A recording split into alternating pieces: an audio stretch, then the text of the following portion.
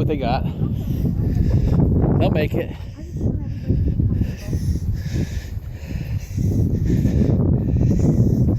They'll regret it if they don't come up. Yeah.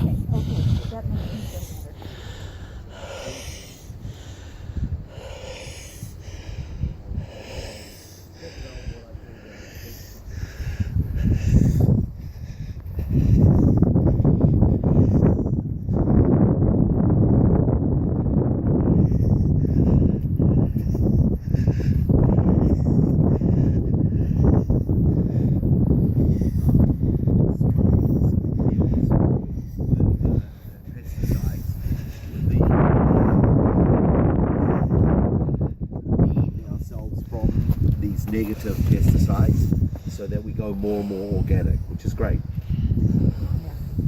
Okay, follow me this way. Pardon? Is this like an active dig? Are they still excavating? I don't think they are still excavating there, because usually when they are, they have like a tent or some bags and things like that. So it looks like they're not. Okay. But you know, it's an ongoing thing here. They decide for some reason or other they want to dig more. Yeah. Yeah. Well, maybe they are. Maybe they are. I'm not sure. Okay, follow me. They probably have to get like rights or ask for. Yeah, you know. You have to get granted rights, right? It depends who they are. If they're people with the Israel Antiquities Authority, then no.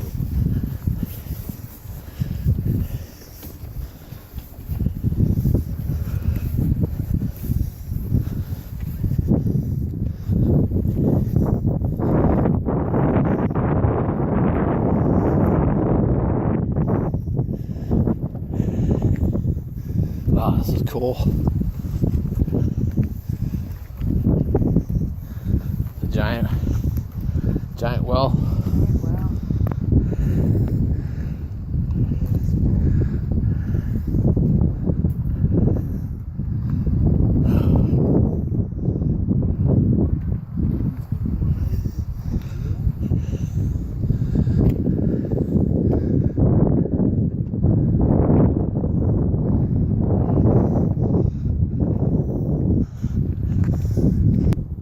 Here is a good example of seeing the tell here. Now, one of the positives I just mentioned is if you came along at a later date, you would have a height advantage. That was one of the key things that you think about if you settled in a place.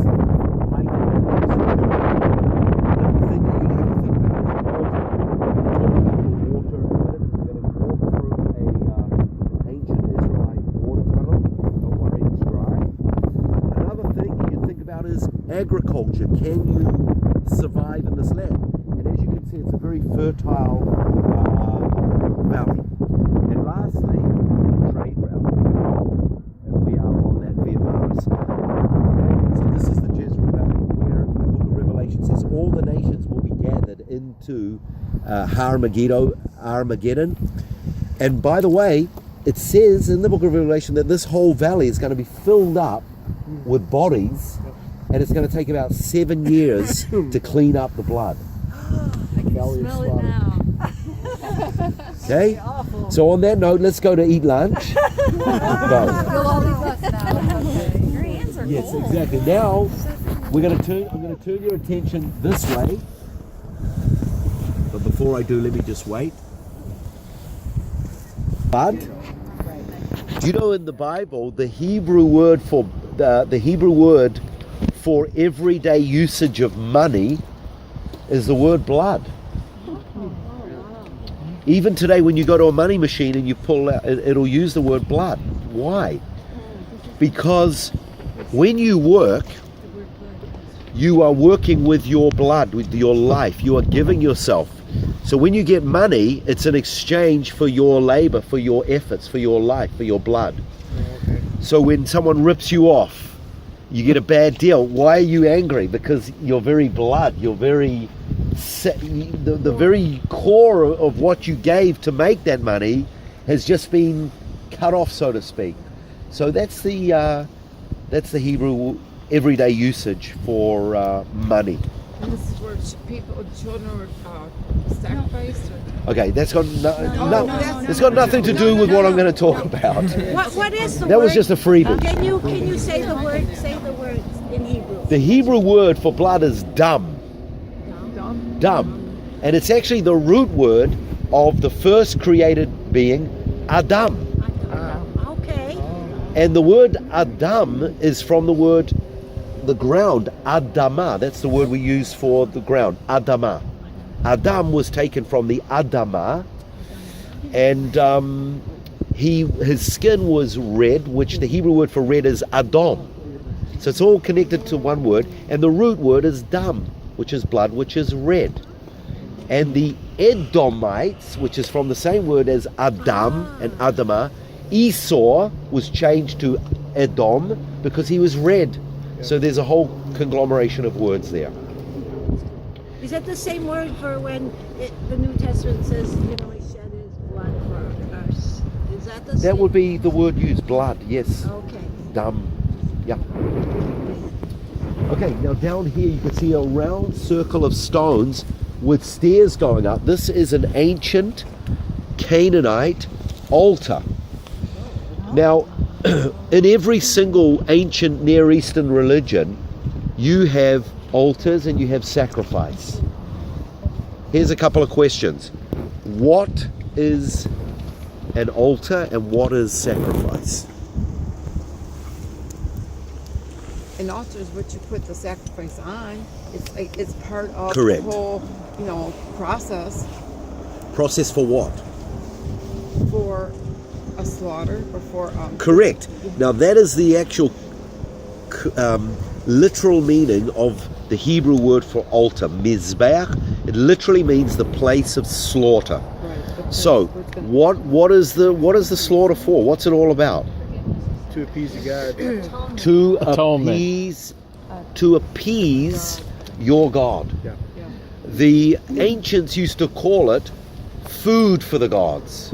And you would place the food, the sacrifice, the blood, you would burn it, and the fragrance would go up, and you would hope and pray that your God would be pleased with that smell.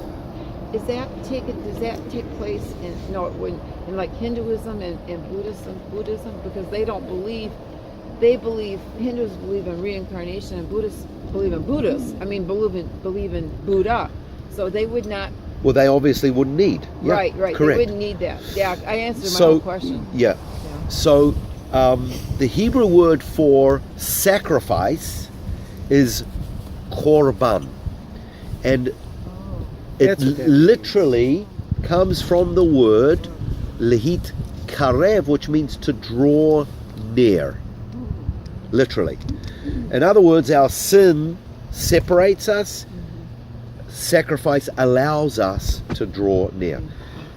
Whatever you offered up, in some cases, including here, the Canaanites would offer up their children.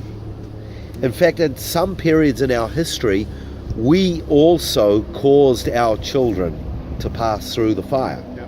This is in the period just after King Solomon, because Solomon inherited the whole 12 tribes' kingdoms from his father David.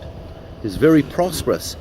But because Solomon built a palace as well as the house of the Lord, there was slave labor, there was a rebellion, and this is called the divided kingdom. There were 2 tribes in the south, and there were 10 tribes here in the north. And it was the first king of the 10 northern tribes, which was the kingdom of Israel, a man called Jeroboam. Yep. And he builds an altar. He brings in this idolatry. And don't forget, Israel, they never turned their back on Yahweh, their God, but sometimes he was quiet. So they turned to another God out of convenience. Well, because they missed the God that they knew. He was silent, so they weren't hearing from him. Well, sometimes he was silent. It wasn't just that he wasn't speaking. He simply was silent. Right. And so what they would do, the Israelites usually were in the mountains. The enemies were in the valleys. Now in the valleys there was a lot more water. because of the runoff and the springs and the wells. The Canaanites, who were the enemies, especially during a drought, they were a lot more prosperous, and they would accredit their prosperity to their gods, especially the main chief god that was worshipped in this area, Baal. Yep. Now, Baal was the god of agriculture. So here's the Israelites, they're looking at all this happening, and remember, they've just come from Egypt, a couple of centuries before, where there was multi-gods worshipped. And their God is silent. So they're looking at these Canaanites prospering, accrediting their prosperity to their gods, so they turn to these gods. And this is an age called synchronism, where they worship more than one God. And it was into that Elijah asked that question, how long will you go limping between two different gods? We're going to address that story in a couple of days. There's that plane up here. Is that a sprayer? Yeah, probably a sprayer. Okay, Yeah. so let's go. Oh, that's a huge fertile land, man. That's huge fertile land.